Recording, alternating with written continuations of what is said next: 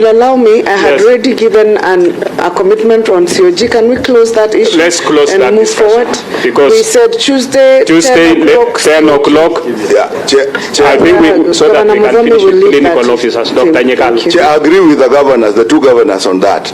We can't expect that today if we sit here, we're going to have a return to work formula. No. But if they go to sit, and we hope that out of that sitting, they may now come with a return to work formula which can be discussed. We will have moved. So let's not push the governors too hard. That agreement on the meeting is acceptable. So I would say let's do that, and then when the next meeting comes, now surely each party shouldn't come and now say I don't know. Yes. We should have that return to work formula, and if it comes to money, we will see where to go also. I think we are through with that of the clinical officers union and the laboratory union. We had already agreed on our way forward. And I think the other matters that touches on KMPDU with the ministry will be the next. So I wanted to, the Council of Governors has been here since morning. So before you release Council of Governors? I wanted to release the Council of Governors, but I want to allow my colleague, Honorable Mandago, to make a comment. Chair, before you release the Council of Governors. Dr. Atala? Yes, I just want to point out that as you asked my colleagues on what then would are remaining, that if we are sorted out, the Council of Governors will be quite okay. Number one is on the harmonization of terms of the doctors across the counties. That is actually in disparity. And number two is revising and changing that term of promotions. Once those things are sorted, I am very sure that we'll be in agreement with all the issues with the county. Now, before you close, when you see, I think we are now moving, because what we are getting is, I know that the governors would like to go, and they have been here for long, but you erase the issue of interns, you raise the issue of postgraduate doctors, and now you've brought in harmonization.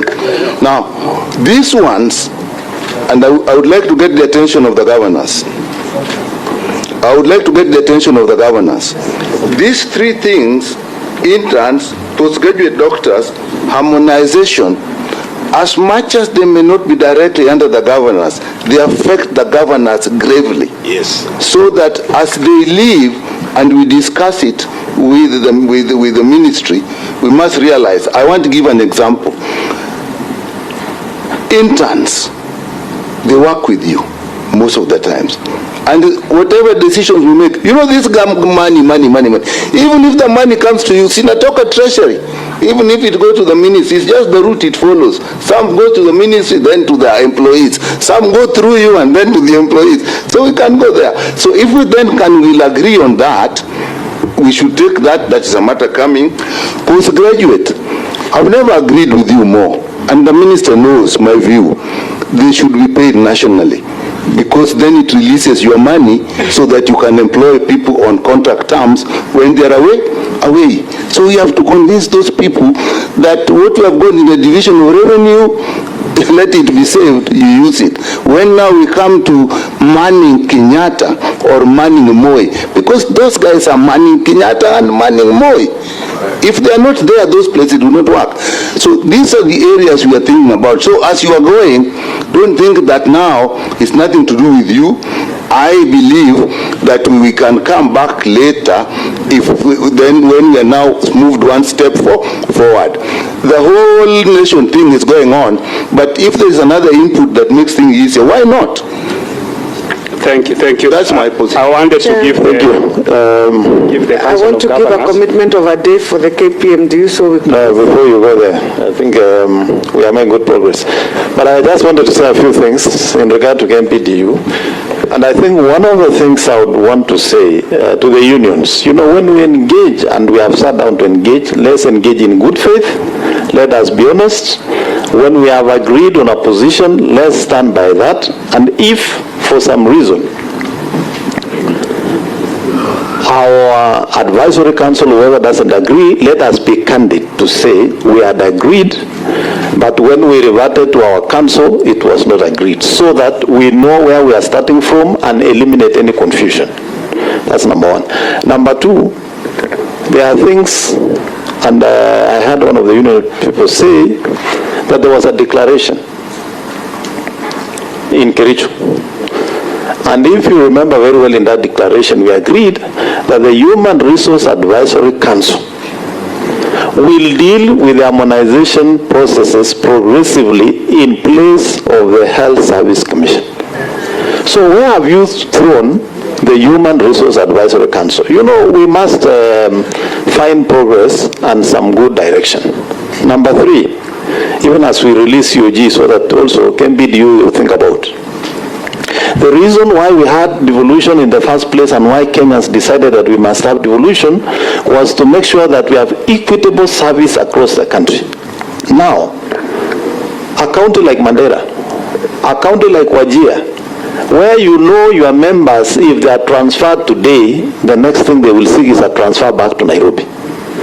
If you tell us to harmonize these salaries so that they are uniform, the reason somebody else is in Mandera today or Marsabit is because Marsabit has decided in the salary band for senior doctors, I'm not going to start with the entry level just to incentivize your member to be in Mandera or in that place.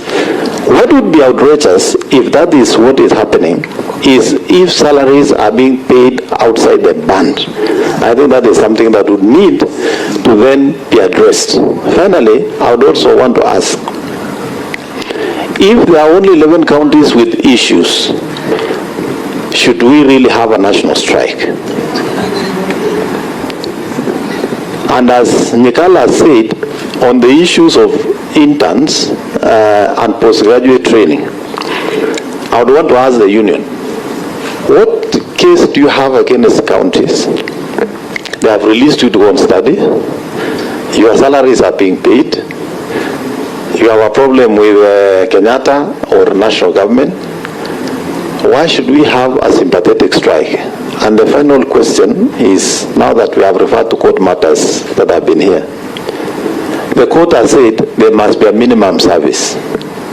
And it has since established that you will need to recruit 25,000 to have minimum service. In short, as a nation, we don't even have minimum service with the current employment. So it means everybody should be at work until we attain the minimum service.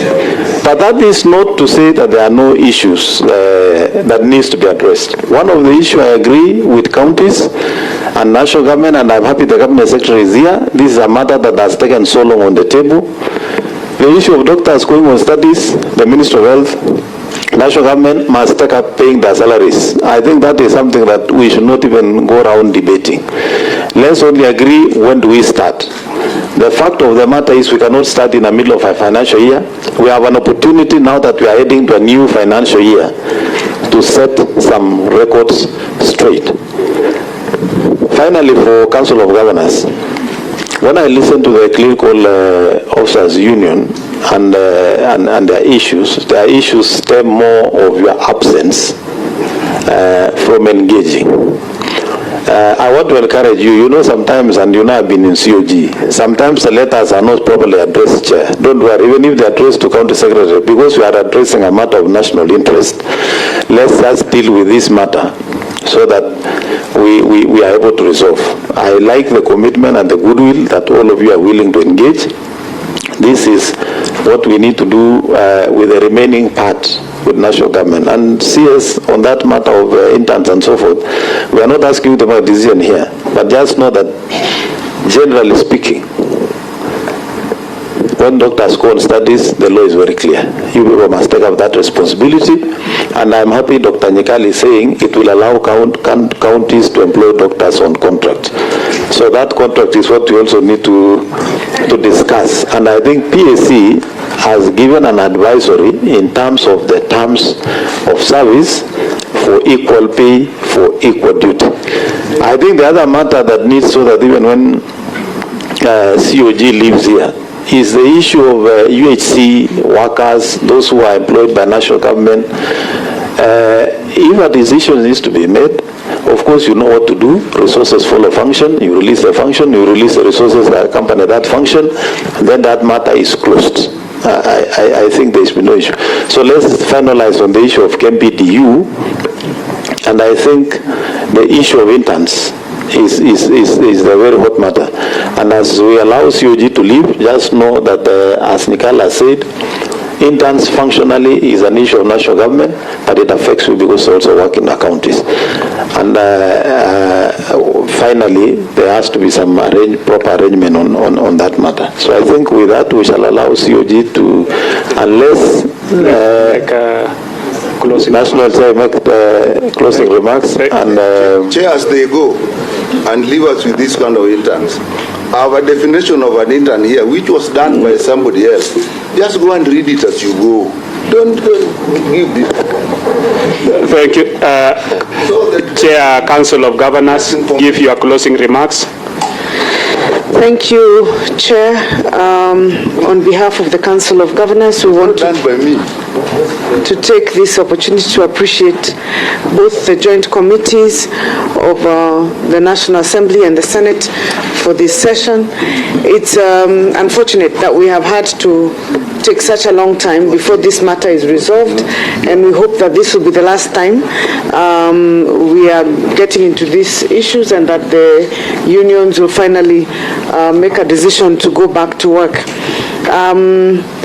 We've given our commitment on the issue of engagement with KUKO, which is Tuesday morning at 10, and on the matters that have to do with KPMDU, all our issues were resolved and agreed, and the ones that are not, we've been in the same meetings with the national government. They're aware on interns, which they will address, and on matters UHC and the COVID doctors, if they're to be absorbed by the counties, then the resources would have to follow the functions. Other than that, we take this opportunity. You are to give a date for harmonization, to listen to the KMPDU.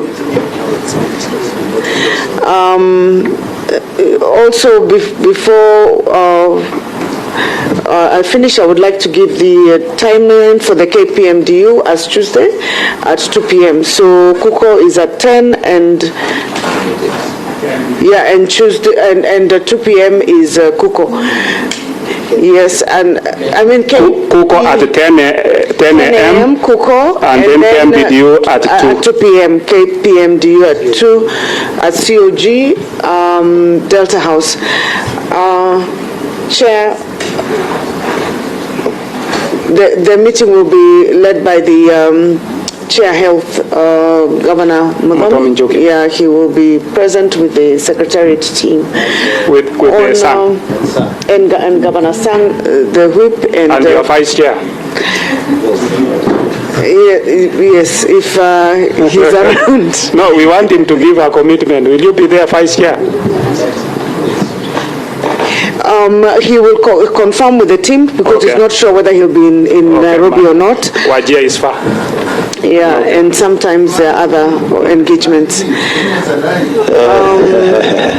Thank you, Chair. Let me take this opportunity again to finally say thank you, and we look forward to this matter. But we can ask that now that these meetings have been set, and you're definitely going to facilitate the conversation on the final one, that we request the medics, KMPDU and KUKO and the laboratory union as well, all of them to please go back to work as we finalize the issues. Thank you. Thank you, Governor Anne Waiguru, Chair of the Council of Governors, with your deputy, and also the Chair of Health, Governor Sang and Governor Kahiga. Thank you for coming and honoring the summons by the bicameral parliament to appear before us and respond to those questions. We are only allowing the Council of Governors to leave, and then we can proceed together with the clinical officers and the laboratory, I think.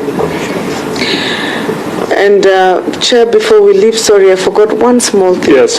Now that we are here, we cannot let this opportunity pass.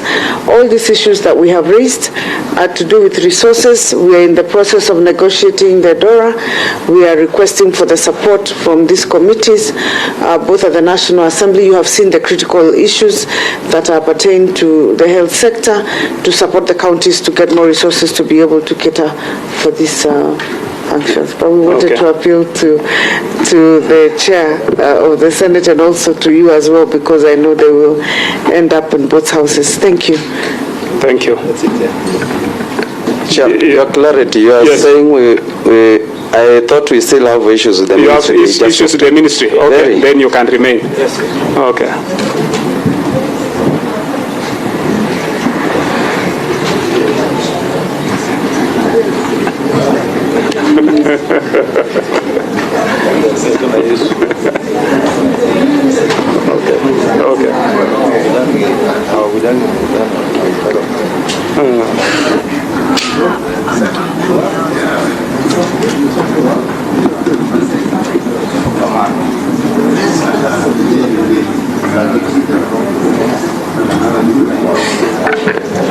Please, Zhang, we had released you, and you seem to still want to stay around. Maybe CS Health, we can ask that maybe you and your team, you can move a little bit closer.